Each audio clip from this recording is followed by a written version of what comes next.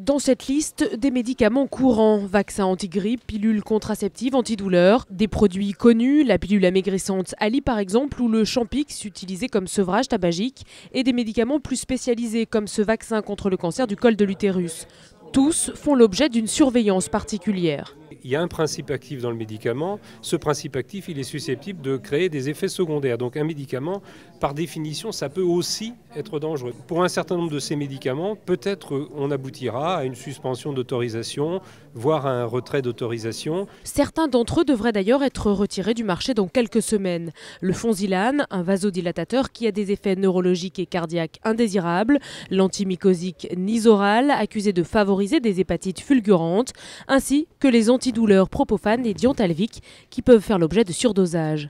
Mais alors, que doit faire un patient qui s'aperçoit que son médicament fait partie de la liste ? Ils doivent identifier le risque qui fait l'objet d'un suivi particulier pour éventuellement en parler à leur médecin et bien être sûr que cet effet indésirable-là n'est pas pour eux, dans leur cas, ne fait pas dans leur cas pencher la balance plus du côté des risques que des bénéfices. Mais en aucun cas, un patient ne doit interrompre son traitement sans consulter son médecin, rappelle l'Agence de sécurité sanitaire des produits de santé.